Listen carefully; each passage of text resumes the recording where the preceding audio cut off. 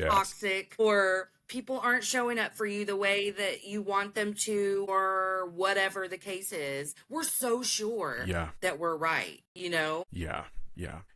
Have you, I'm sure you're familiar with the Inside Out movies, the Disney Pixar movies. There's a scene in the second one that I absolutely love where anxiety is like running amok, is taking over Riley's brain and like destroying everything. And there's a moment where the anxiety character slows down and looks at another character and says, like, tearfully says, I was just trying to protect Riley. And like, I think that's so true, that these parts of us, I mean, Inside Out is just a great IFS primer. It's just a great, like, high level IFS theory. But I love that moment of like, even this thing that we all point to and say, I don't want to feel anxiety, really is just trying to do what's best for us.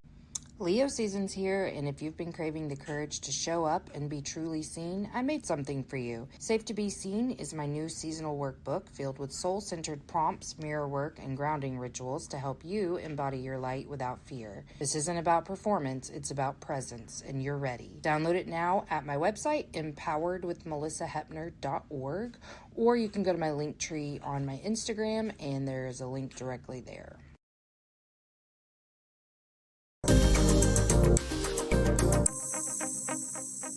Emotionally unavailable. I saw on your Podmatch profile this morning, as I looked again, that you do internal family systems. And I'm like really excited about that because I've only just started kind of learning about it. I know I am a very baby in terms of my understanding. I mean, I get it, but like I researched it a little bit for a submission that I was making to talk, because I wanted to say, like, this is an excellent modality to use. Here's a brief outline. So it's like I get the brief outline, and in practice, like for myself, I'm not like, I have taught a couple clients, but just like the idea that there is this part of me that just hasn't caught up, because I do this. I believe resistance keeps us stuck, but one of the ways that I resist is resisting pain and resisting thoughts. And I just don't think the shutting myself up, dismissing myself thing was working all that well for me, and determining which time it was okay to do that and which time it was actually an avoidant quality, you know. So what I've started to do, I kind of want some feedback about this to see if I'm doing this right. What I've started to do is, like, if an old pattern comes up in my brain and it starts and I would really just want to just be like, shh, and move on, what I've started to do is, hey, Malisa, there's a part of us that just hasn't caught up to where we are right now. And that part obviously still feels betrayed or still feels this or whatever. And so I'm going to invite you to just be here with us and understand this. Feel a lot better when I do that. So I'm like, am I doing that right, Kurt? Yeah, 100%. I mean, I love the language of like, I'm going to welcome it here. Yeah, I think that's exactly right. Okay. I would recommend you to do just that. I mean, I think the next step is like, how do you tell that part of you, like, hey, thanks, thanks for doing what you've always done. Thanks for, thanks for protecting me, whatever it is. And, if it's I mean, you didn't say what this part of you is trying to do, but if it's trying to manage or firefight, it's okay to say, hey, I actually don't need you to do that right now. Thank you. I know that you're trying to do what's best for me, and I don't actually need you can take a break. I think that's sort of the next step in that process. I'm actually going to unplug because I don't like how loud my volume's having to be to hear, and that makes me nervous. Good. Messes with your video too. Everything's still going. Okay, just making sure. I hope that it will. Yeah, I've got you. Go, but I don't like if my mic is having to be all the way up, I'm doing something wrong. So I don't know what I've done. Great. Love that for me. I like what you just said because you're exactly right. And one of the things that I actually tell everybody about is a book that I was told about on this show. It's not about IFS, but it is, but it's not. Like it's called Yeah. the Finding Peace Workbook. And the way Mm. Troy Love breaks down stuff is like your attachment wounding and then your shadows of shame. And it is Mm. just different narratives that come out and just breaks shame down into different archetypes the same way IFS does. And part of the practice is to say, like, what are you here for? Like, what Yeah. are you protecting me from? And I realized how Yeah. much of that was just me shielding myself. I mean, God, being resistant to pain, that's all of us. I just think I just have noticed Yeah. it. But I do Yeah. like getting really curious and saying, like, what is this trying to protect me from? Because it's almost like shadow work at that point, figuring out, like, Yeah. what are my patterns here? What have I been doing all this time that's keeping me Yeah. stuck because something's coming in to try to protect me? And here's the point I want to make too, is that, like, we are so sure in our conscious present self that we're right, that person's Yes. toxic, or people aren't showing up for you the way that you want them to, or whatever the case is. We're so sure Yeah. that we're right, you know? Yeah. Yeah. Yeah. Have you, I'm sure you're familiar with the Inside Out movies, the Disney Pixar movies. Yeah. There's a scene in the second one that I absolutely love where anxiety is like running amok, is taking over Riley's brain and like destroying everything. And there's a moment where the anxiety character slows down and looks at another character and says, like, tearfully says, I was just trying to protect Riley. And like, I think that's so true, that these parts of us, I mean, Inside Out is just a great IFS primer. It's just a great, like, high level IFS theory. But I love that moment of, like, even this thing that we all point to and say, I don't want to feel anxiety, really is just trying to do what's best for us. Oh my gosh, absolutely. And like, this is not totally related, but I'm feeling the need to talk about it. Yesterday, I was making a bereavement call because I still do that for the hospice that I've worked at forever. It's really part time and I just do it from home. But I was talking to a lady, and most people, when they answer the phone, they're like, yep, we're good. And I say, I had to develop like a question for the next, like, yep, I'm good. And I'm like, fuck, this is awkward. What do I say now? So I just started Yeah. asking them how their support system is, because that's the whole point of the call Mm. anyway. But it was revolutionary for me because I had so many awkward calls. But once we got past that part, she's really stuck in her head right now. Did I do everything I should have? Did I this? And I'll tell you, like, absolutely, this person was terminally ill. Like, there was nothing. There was nothing. And I even went through the medical records with her a little bit to explain some stuff. But I said, our brain isn't equipped to deal with this. It doesn't know what to do. It knows how to think to keep you alive. And so that's what it's got you trapped in, is this cycle of just Yeah. spinning your wheels. You don't actually think that you didn't do enough. It's just the only way you know how to process this. So, Yeah. like, if you could just sink down into your body and be like, oh my God, my mom's gone. Like, if you Yeah. could just feel the weight of that, it will stop this.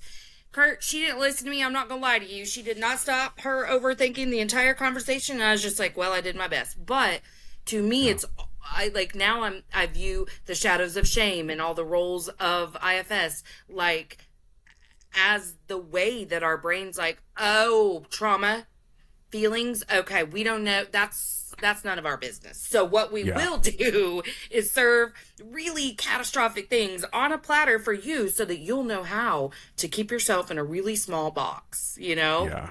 Yeah. Yeah. We say it like this in our coaching practice, that our autonomic nervous systems learn those fight, flight, freeze responses really early. And really our bodies, when they feed us those things, like, no, I'm not going to take this advice from this woman who's really trying to help me. I'm going to do the thing I've always done. Like even that is a response from our bodies that want what's best for us. And I think you're right. Like, how do we get to we would say, how do we get to the balcony and be able to look down into our lives and say, like, what's actually going on here, to help us Right. process and then move through it, not move around it, move through it. Right. Well, what's the answer to that question? How do you get to the balcony? What is your advice for that?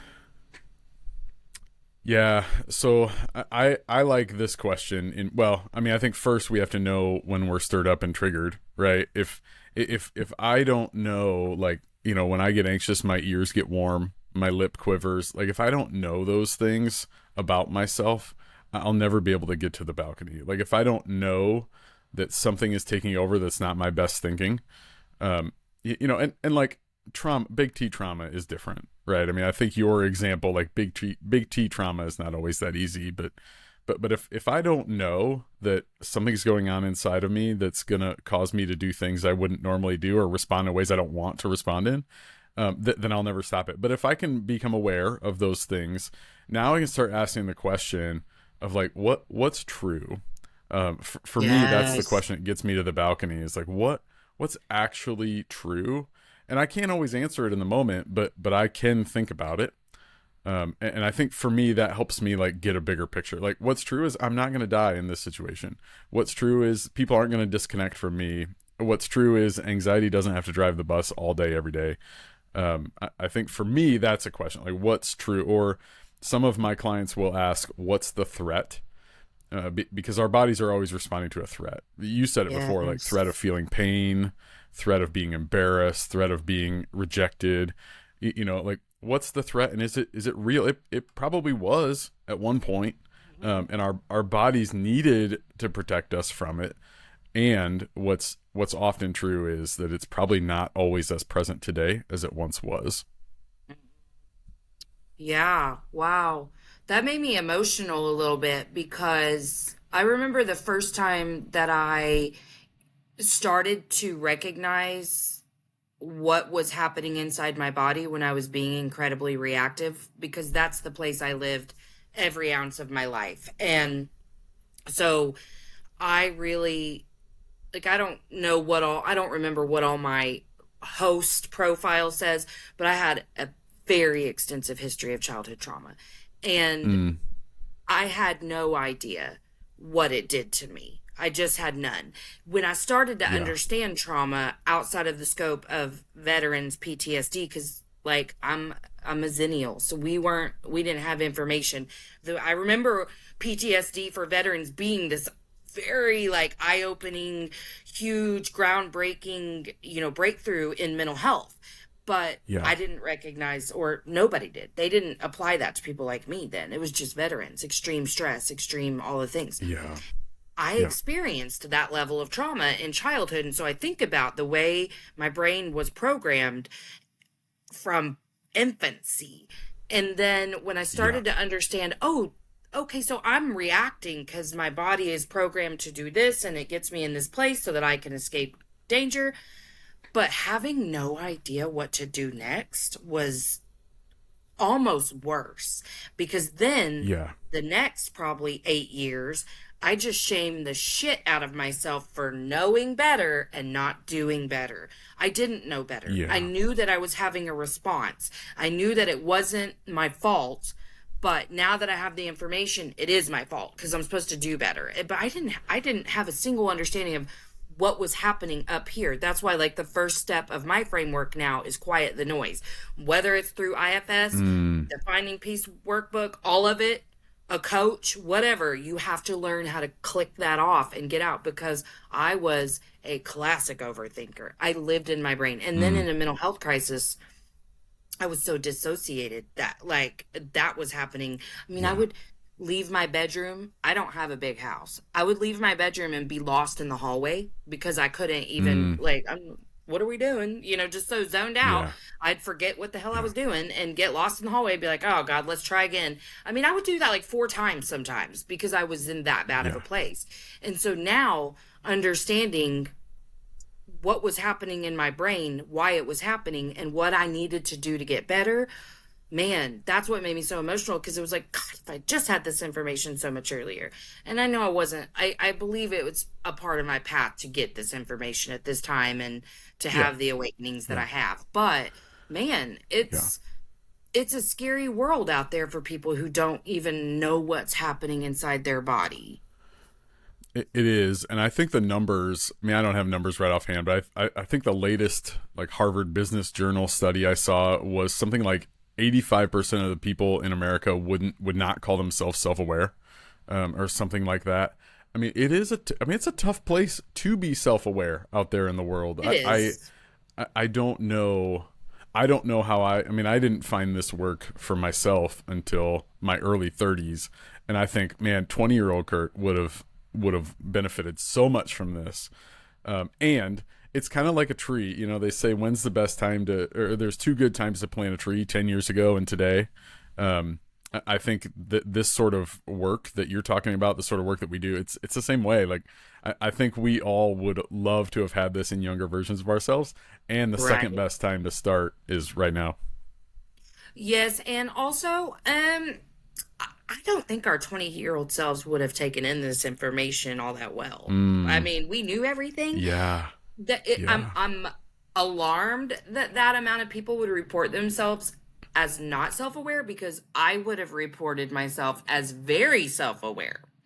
I was so Yeah. smart, Kurt. Like I knew everything, and I remember being like, "You haven't experienced anything," because I mean, I had gone through a lot by 18, but like Yeah. I Yeah. only knew my story. I didn't know how to function. I didn't know how to have relationships without being a psycho. I've never been that great of a friend. On the outside, I look like a great friend because I'll, buy you stuff and, I show up to your Sure. stuff and I will always listen and give a lot of unsolicited advice. I sure will. But I wasn't connecting with anyone authentically. I wasn't. I Yeah. wasn't giving myself to anyone. And I didn't know that. Thought I was because I was so good at trauma dumping. But I had, Hmm. like, the thing, whenever I said we're so convinced that we're right, that the narrative is true, it's fact. Yeah. Like, Yeah. I'm just now not pushing people away just because I shared something that made me feel scared to share, and then I Sure. didn't like their response. Yeah. Kurt, I've lost so many friends that way because I would just like, I'm gonna try it, I'm gonna try it, I'm gonna try it, but then they didn't Yeah. respond the way I wanted them to, and then that's it. Like I couldn't be Yeah. their friend anymore because to me I was like, you're worthless, like you can't even blah blah blah, and not in like a you're a bad person, but it's like I just knew you weren't gonna be there for me. Hello, Yeah. that is the exact definition of a negativity bias. And I'm Yeah. only Yeah. just now seeing this. In like the last 4 months, I'm able to identify more and more of the ways that I have shut people out and tried to tell myself it's because of their behavior. Yeah, that's I mean that's really profound. I mean I think you say something really profound when you talk about like there is a need to be ready for this work, and we do need to find this spot where like we don't know it all anymore, and we kind of have to come to the end of the things we know how to do. Yeah, that's really profound. I mean, how do you? Sorry, I'm a question asker. If No, that's I love it. okay. Yeah. How do you? Today, like how do you reckon with that? Like I don't hear a lot of shame in your voice when you tell me that story. Like how do Oh, you get to yeah. that point where you can say that today? And like I just don't hear a lot of shame. I think that that's been the part of the journey is like the biggest part that all the IFS, all the shame work was to get me to the place where I'm really comfortable being human and Mm, being imperfect and yeah, messy. Like that was the point for yeah, me. And when I could release perfectionism and release the need to control everything yeah, and understand I never had control in the first place.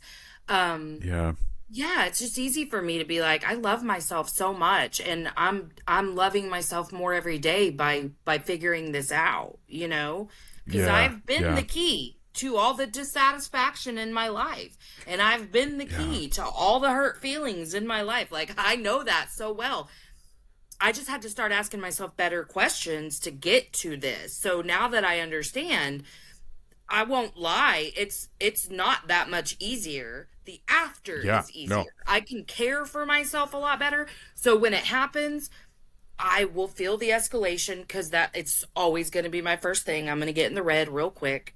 And now I can get out of it really quick too and be like, "Oh, like I've just started talking to myself like, oh, we're expanding our container for this. Like you haven't Yeah. been really good at this and you're getting really good. That's great. Like I'm just really encouraging. I try to be my own coach, I guess. Like Yeah. Yeah. I'm no bullshit, you know? Like I'm not going to say something to someone else that I'm not going to say to myself. And I think me using me as the medium for everything, cuz that's what I've told my clients from the very beginning is like you're going to get exactly who I am. I'm not playing. I'm not going to be professional. I'm going to give you every ounce of my magic, but that comes with cussing, vaping, whatever it is that makes me feel comfortable in the meeting. Like, I'm going to give it Yeah. to you because I am really good at this, but it's only because I have been through it. Like, it's not my Yeah. LCSW that makes me an amazing therapist. It's the fact that I Yeah. came out the other side and all I'm doing is sharing my tools. Like, hey, this is what I found, you know. Yeah. But I mean, I Yeah. think shame being the center of my whole life for 44 years, and then this last year being just this beautiful release of all that, it's hard to feel shame over something that I'm so excited to have figured out because it still Yeah. happens. I'm Yeah. like every week still. I'm like, Yeah. I'm gonna do it. Yeah. I'm gonna share. And then someone pisses me off when I share. It's getting so much Yep. better every time though, you know, like every single time I'm like, that was a fair response, actually. That was fair. That feels like progress. Yeah. I mean, the fact that I'm not over here like writing you out of my life the second you open your mouth to respond to me, that's a big deal. Cause I really have. I mean, the thing that I think about the most right now is honestly, do I take the time to apologize to all of these people? That's literally a question I ask myself all the time. Should I, like for them, Yeah. should I let them know I know where I went wrong and I'm really sorry? Or is it better to just know that and forgive myself and move on?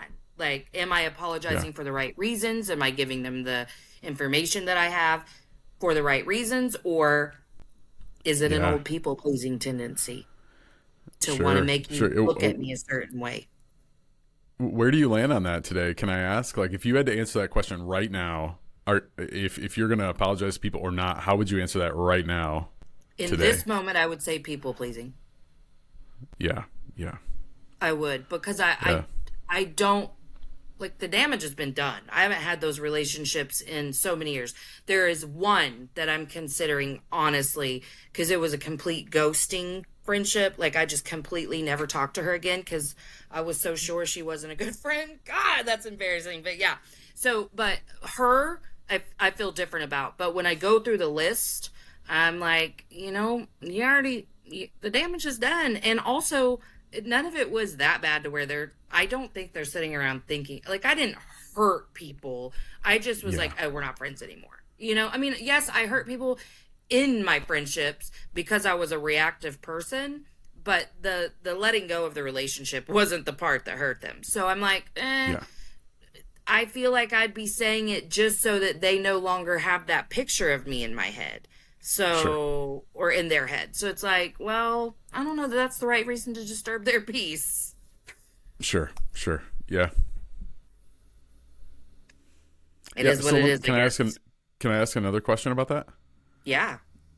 One of the questions I like to ask clients is, what's the impact of that? So what, I mean, other than like losing friendships, what was the impact of the way that you would kind of show up that way in relationships? Like, how did that impact you?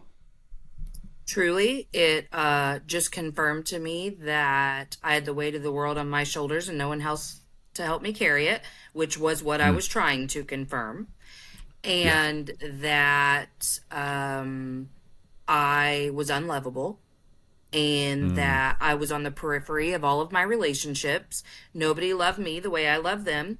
So I got to just Yeah. confirm that to myself all the time so that I could stay Yeah. in that little safety bubble. Yeah. Holy cow, Melissa, That's the that part makes that me hurt. feel I'm feeling heavy. so bad. Yeah. That feels heavy.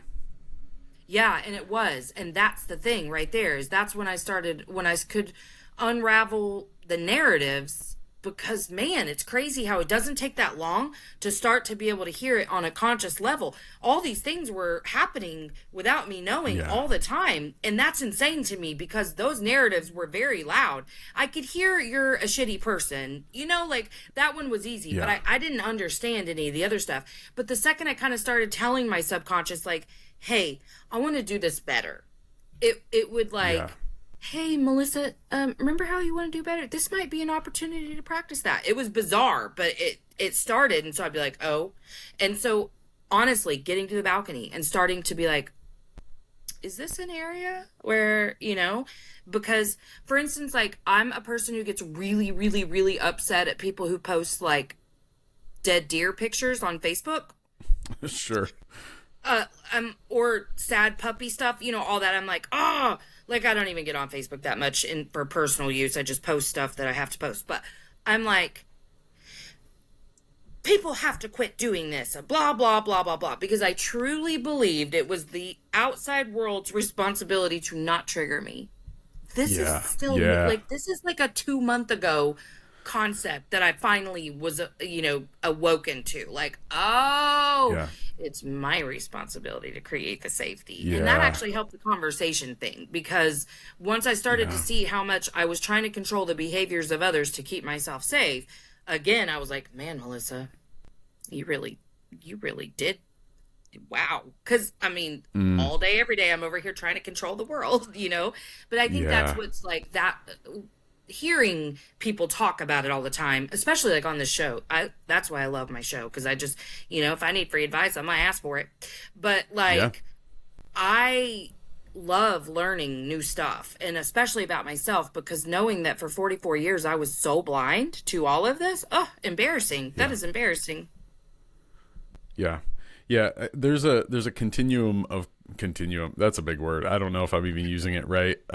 There's a spectrum of growth that I like to help Yes. people see. And I don't, you probably know this, but there's this reality that, as you said, we start out just oblivious to ourselves, oblivious to the things we do, oblivious to the impact of our actions. But then we move into this moment where we can start to see them in the rear view mirror, you know? Like we can't stop ourselves just yet, but we can see, a day later, a week later, a month later, hey, I did that thing and I just don't like that thing. And oftentimes our tendency is to say, man, I suck at this. I still can't get it right. I missed it. I still did the thing. I'm here to say, I actually think seeing it in the rear view is a huge step of growth. Yeah. And I don't think we can go from oblivious to stopping and doing something real time without first being able to like see it later, see it in the rear view. So I'm glad you said that. I think there's something really important about holding up that rear view stage of growth.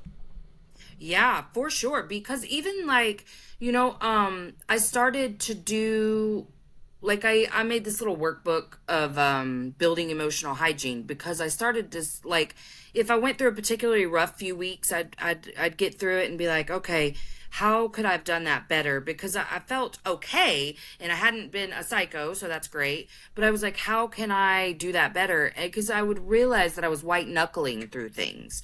So I was like, you know what? I need a Yeah. hygiene. I got to have a practice so that when this stuff happens, I can still center and know exactly what I'm doing. How can I be more present? How can I be more mindful? How can I be more intentional? Yeah. And so for me, that's been really helpful.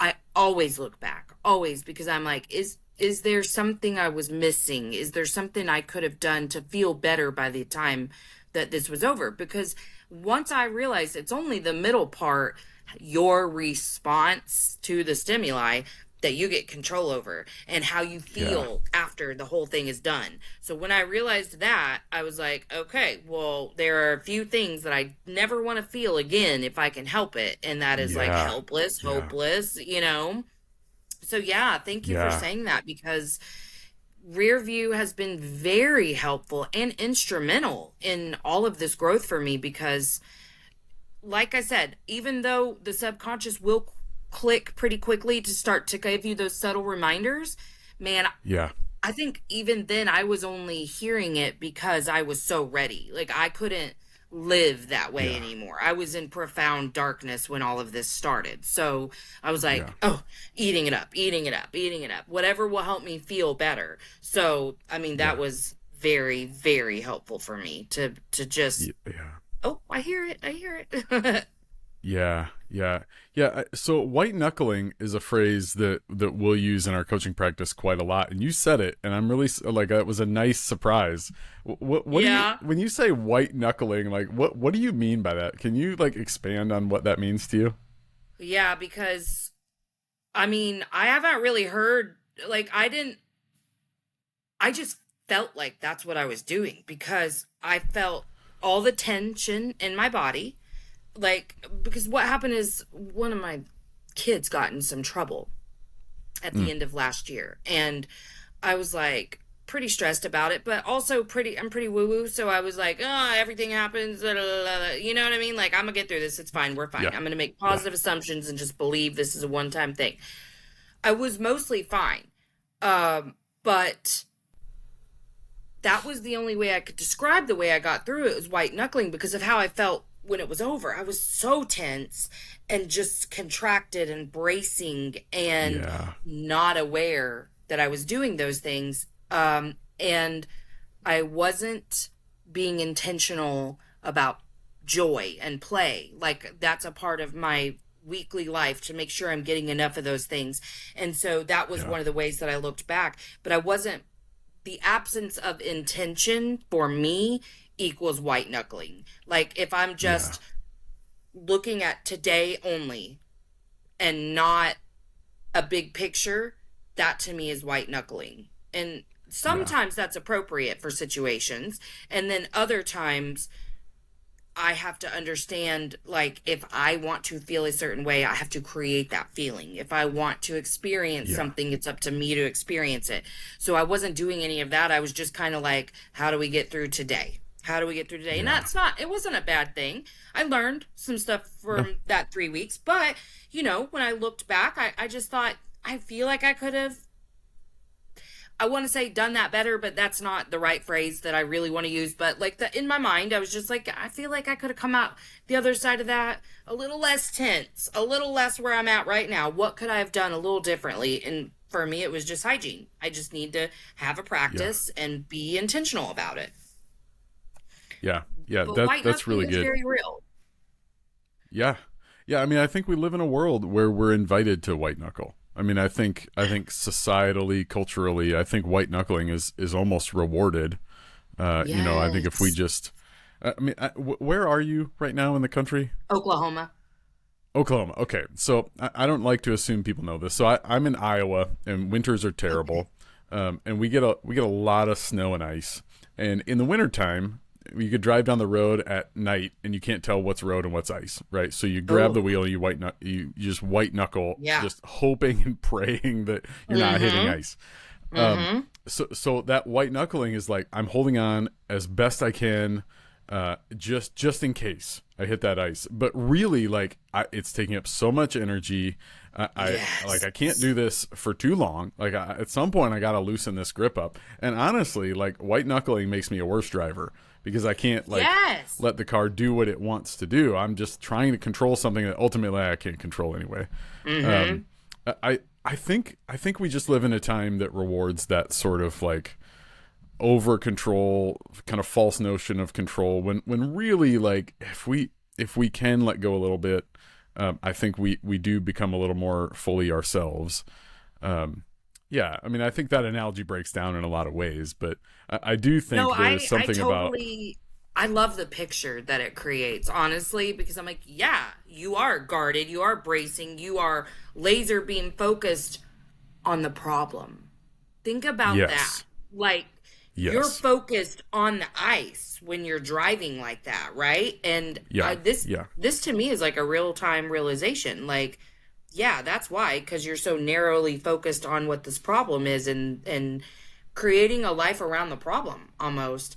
And you know what yeah, I think yeah, too?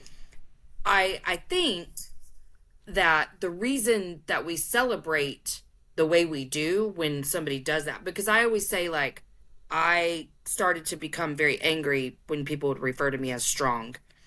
mm, or brave Oh, or resilient or any of the things that I yeah. obviously am. Like I get that. But before I understood that I just wasn't asking for help because I didn't know how to, I really in my really dark time I was like, it feels like you're watching me drowned and being like, you're doing great. You're doing great. Yeah. Like instead Yeah, of yeah. throwing a life raft, you're watching me drown and saying, like, you're so Hmm. strong, you're so brave. I don't want to be any of those things anymore if it means this Yeah. isolated experience. But I think what I've uncovered through this work in myself is, and there's a reason that I have that the show is called what it is, because I think we are all emotionally unavailable unless we're doing this work. And if Yeah. we don't know how to connect authentically, communicate authentically, be vulnerable, when we watch somebody else do something, well, it's bringing feelings up in us that we're not comfortable with sitting with. So Yeah. if I can't sit with you in your stuff if I've got to shut myself down. So I Yeah. think as a society, as a collective, as a species, this is just the human condition. Like until Yeah. you learn better, you're just going to back up and be like, "Oh, nothing I can do." I mean, Yeah. you're doing Yeah. great, sweetie. But I think, I mean, like one of the first places that I understood where I was being dismissive, and actually because I have two children that are, I have three, but two of them are 11 years apart. And the oldest Mm. and the youngest, they're the ones 11, and they're a lot alike. Mm. But I started to understand the way we dismiss others by watching my children and Mm. realizing I did this too. Like I wasn't as bad at throwing cliches out and platitudes Yeah. because I've had so much loss in my life and I know what that feels like when people like just say stuff to you that just infuriates you because you're like, you thought that was Yeah. going to help? Really? Weird. Yeah. So I was pretty good at not like really minimalizing someone's experience because I knew what that felt like. But I was dismissing them by trying to fix it so fast or unsolicited advice, Yeah. not being able to just be like, it hurts me to hear you hurt. You know what I mean? Like, Yeah. I didn't know how to do Yeah. that. But Yeah. my oldest son will just, everything his sister says, he's like, you don't need to da da da. You didn't, like it's constantly dismissing everything she says. Now, is she a drama queen? Yeah. Yeah. But I've learned the more you validate her, the less she's dramatic. Like of Yeah. course Yeah. she's fighting to be seen in a house full of people who are like, you're too dramatic. You know what I mean? Like, Yeah. and she's got brothers. Yeah. They are over her shit. I mean, I get it, but at the same time, this is what we're all doing without even realizing it, Yeah. is just telling people like there are people in China dying. Okay, why are you crying about that? And I mean, I think my generation was really raised by some folk who told us to rub some dirt on it, walk it off. Yeah. Children were to be seen and not heard. Not even seen though. I mean, their dysregulated asses were kicking us out of the house all day because they couldn't handle the stimulation. You know what I mean? 100%. 100%. That's why we talk so much about drinking out the water hose, because it's true. Because you weren't allowed in to even get a drink. Because also during the summertime, the air conditioner was left on like 77 degrees because we're not going to pay that light bill. And so if you open the back door, that 77-degree air is going to get let out and the hotter air is going to come in. That's only, 3 degrees hotter than what your house is, but still, and a fly or two that you're now going to be responsible for killing with that damn fly swatter are going to get in. And no, we just can't have all that. You need to get on your bike and ride until that street light comes on and, quit acting like I don't feed you. That was our entire upbringing. I cannot stand how people act like it, like they just memorialize it in the most beautiful way. Listen, you can still neglect your kids if you want to. Go right ahead. The problem is that now we've got all these helicopter parents, and I was one of them for a lot of years. I actually get really frustrated because I just bought myself a bike recently and started riding with my daughter. And I'm like, well, this is why nobody's outside playing. Our neighborhood is full of people who act like we're on a Grand Prix track over here. Like, why every 5 seconds car, we got to get over? Because I don't trust the cars to not run into us, But like, you can still neglect your kids if you want to. It's fine. I mean, if that's the way you want to raise your kids, go right ahead. I just, I'm not going to glorify all that time because, I mean, I want it inside the damn 77-degree house, to watch your stories with you. Why can't I watch the stories with you? Yeah. Oh man, I feel so seen, Melissa. You You got to talk like to the hit, right generation, We know yeah, what's up. you hit all the right buttons there. Yeah, you can have a drink. The hose is connected up outside. Sure, we don't care if your friends do that at home or not. Just drink out of the hose. I don't care if it's been boiling in the summer heat for 109 degrees for a week. That kills That was all the the first thing I bacteria. thought when you said, yeah, you can drink out of the hose. I was like, remember whenever the first drink was like so hot and you're like, So hot. So hot. And like, side note, like, listen, I'm kind of a germaphobe. I can't fathom sending my kid out to a 6 foot length of garden hose that has God knows what growing in it. Like, it's just been sitting there for years. yes, just Mm-hmm. just like, yeah, so much. There's so much there. I mean, I agree with you. There is so much of that. Here's a hot take. And this may or may not be wrong. This is anecdotal. I think people do those things and give the platitudes. I think they probably do believe they're doing, something positive, or, well, when I was a kid, we had to do this, so be thankful for what you have or whatever. I actually believe that underneath all that, they're really just trying to keep themselves safe, right? They're really just trying to keep themselves comfortable. Absolutely. If something happens bad to me and my neighbor doesn't know how to deal with it, of course, like, that makes them uncomfortable, and they're going to try to get me out of that so they don't have to feel uncomfortable. I think that's the root of it, right? And Yeah. all the while, it just doesn't help the person hurting, right? It actually just makes Right. it worse, and now nobody feels good.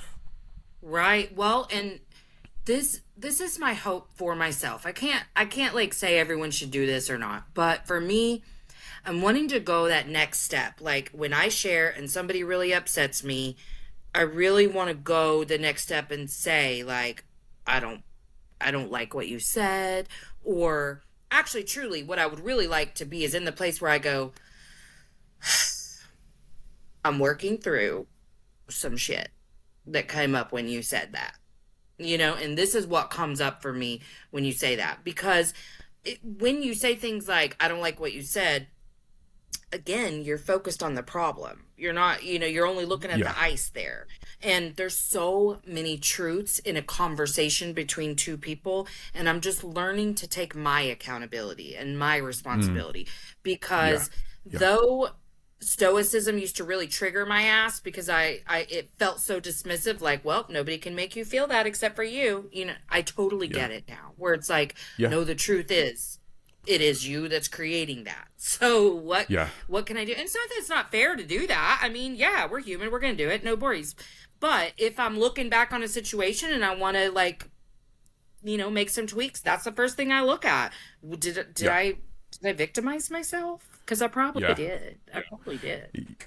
Yeah, my business partner and I, my coaching partner and I, we've been friends for a long time, way before we did this work together. And Oh, I love there was that. a season of my life where I worked for a nonprofit organization. I led some volunteer leaders, and I used to call this friend of mine, and I would vent.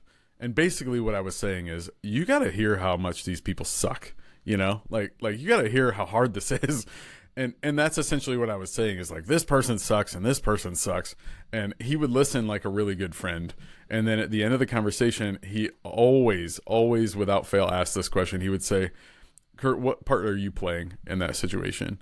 And the first couple times I was like, shut up. Didn't you hear me? I just told you how everybody else sucks. And like, Obviously, I it's didn't, not me, bro. yeah, obviously, I just told you why it's everybody else's problem. And like, for Yeah. the first couple times, that was a really crappy question for me to have to answer. And it is still a hard question. Like, that question never gets easy. Like, how am I Right. playing a role in keeping the status quo with it? Like, that's really hard. And I think what I've learned is, it's hard. You said it before. Like, it doesn't make it easy. It doesn't make any of this easy, Right. but it does give me agency to work on the things that I can work on. Right? I can't control how someone else shows up. I can't control what someone else says to me. I can't control anybody else's behavior, but I sure can do the work to say, if that person never changes, if that person, I mean, in Brene Brown's words, if they, they're not sucking on purpose to piss me off, they're doing the best they can. If they continue to do the best they can at a low level, I need to figure out how to show up in a way that's different, that isn't triggering me, that isn't causing me to white knuckle, that isn't causing me to lose my shit every day, Right. Exactly. And the balance between avoiding your triggers and managing them, that's that I'm in a new space with that too, because I was in a real isolated place as I healed and just didn't feel a great need to be around a bunch of people that I knew weren't gonna be it. But I'm a little lonely, so sometimes I go around the folk now, and I'm like, okay, it's not that serious. Like, yeah, that happened, but like, the old way that I would have framed everything to be righteous. That's the whole thing. Yeah. I would victimize myself, obviously to protect myself, but to feel right, to feel like I've, got the moral high ground, whatever. I mean, it's so silly now, but I mean, I think the reason, though, that so much of that was so hard is just catastrophic thinking in general. Because that was the really big one for me. I mean, I didn't just have, like, negativity or confirmation bias. Like, everything was a catastrophe. Like, I remember potty training my oldest kid and being like, if I don't do this right, we're getting a Jeffrey Dahmer. Like, period. I believed that. Every choice was two very distinct paths of right and wrong, and like heaven, hell, or complete torture versus reward. I mean, every single choice. And God, no wonder I was just, or like constantly, yes, I'd love to go camping. And then all the things that could cause us to die while camping would be like, and I'd be like, maybe we shouldn't go. Just everything was like that. And I don't have to live like that anymore, So I just try not to, but it comes up every do you know where that day. comes from? Like, do you know where that comes from for you? The catastrophic thinking? Yeah, the catastrophic thinking, or like the need to be right or righteous. Like, do you know where has its roots? The need to be right, I think, comes from being raised by a narcissist. The catastrophic thinking, I think, is just a byproduct of all the trauma. Sure. Do you agree? Oh, I don't know that I can answer that for you. I feel like I can ask you the right questions to get you to answer it. But because you have a theory, or what? No, my coaching philosophy, Melissa, is that the answer to all these questions are in you, or the answers are in the clients I serve. That my role is just to ask a question, and you'll unlock it. The question will unlock it in you. I don't know that I have any answers. I have a lot of questions, but I don't have any answers. Well, you have good questions. I really like them. So in your Podmatch profile, you co-authored a book. Yes. Is that the one that is releasing today? It is releasing today as we speak, Melissa. It is How called... excited are you? Well, that's a good question. I am trying to be excited. I think what's true is that it's been a lot of work to get here. Mm-hmm. Writing a book is a lot of detail work, and I hate details. Details drain me. My co-author and I find ourselves in the middle of an editor who's really good and a cover designer who's really good. And like all those details and revisions make me just want to crawl up in a corner and never look at this thing again. So I'm trying really hard to be excited. I'm a 9 Enneagram. I'm a people-pleasing harmonizer, so I also can't say positive things about myself really easily. Okay. Are you a Libra? I actually don't know. I don't know anything about astrological signs. February. Oh. Beginning or end? So, the end. Oh, so you're a Pisces. Okay. Yeah, maybe you could... What is that? Maybe you can tell me what that means. Very sensitive. pretty intuitive. Um, most Pisces I know are people pleasers, but they're also very direct with their communication. Like, you know what I Not mean? I. Like, no. No, Well, no. I'm more direct the people now than I've pleasing. been, but yeah. Yeah, if you Yeah. really, as you were growing up, leaned into the people pleasing stuff, I mean, which, how old are you, if you don't mind me asking? Yeah, I'm 41. Okay, yeah. So then we were made to be people pleasers. You know what I mean? Like our whole generation, let's be real. 100%. So, Yep. and we were taught you never talk back to anyone, even if it was a stranger who was doing really bad stuff. You could tell them not to do it, but like you got to do it respectfully. You know what I Yeah. mean? Like you just Yeah. no. So I mean that makes sense to me that you would have trouble like being direct in your communication. But like I have a Pisces kid, and all the Pisces that I've ever known, they've been very just direct. I don't know. It's weird. Yeah. That's the only way I can Yeah. describe it.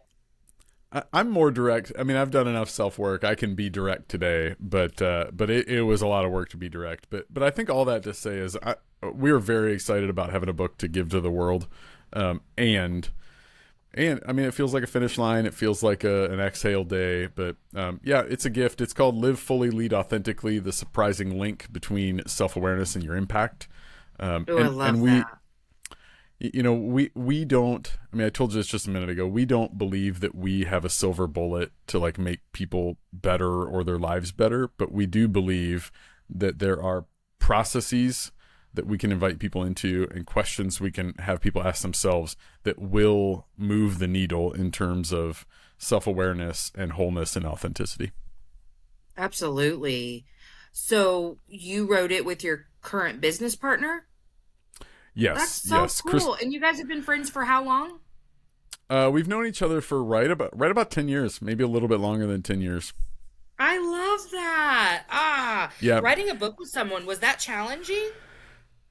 No, I mean, so here's the thing. Chris Godfredson is his name. He was my first coach. He's a little bit older than me. He's a little further along in the self-awareness journey and transformation journey than I am. So he helped me into this process.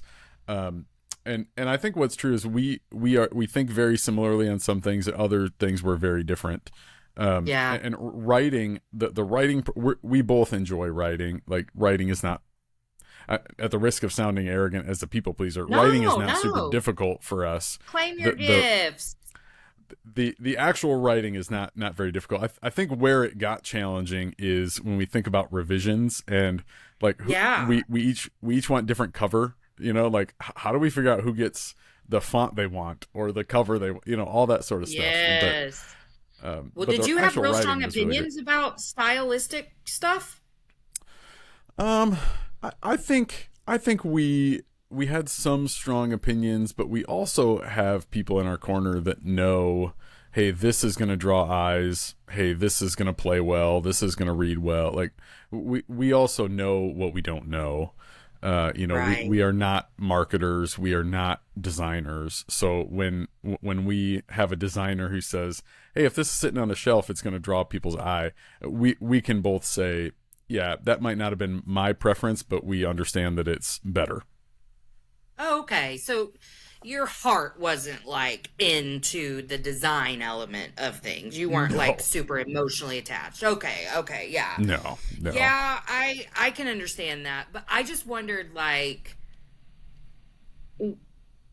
the flow of things, is that hard to do with someone else? I feel like I would have trouble with that. But you know, I like to overthink a situation. So Yeah, no, it wasn't bad. I mean, technology makes it way easier to have a flow today.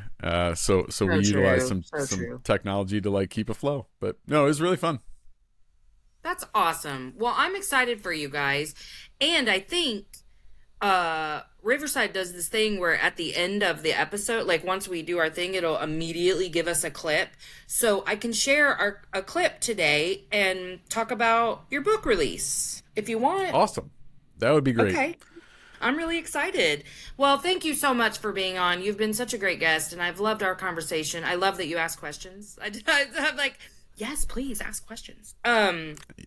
And I was a little tired today, so and I'm using Riverside for the first time, so I appreciate Yeah. all of your willingness to let me go through the tech issues. And I had to take my headphones off, so we're just gonna hope nothing happens with that. Yeah, of And course. if Thanks so much for your having me. co-person ever wants to come on, that would be cool too. Whatever you want, man. I am building community, and so I'm trying to keep people in my network and collaborate in the future if ever there's an opportunity to do that. Whatevs. Yeah. So stay open to Yeah. that, and I'm really excited for you, and I've just really loved meeting you today. Yeah, same. Thanks for having me. I've super enjoyed talking with you. Awesome. Okay, I'm gonna push stop really quick, but don't go anywhere. Okay.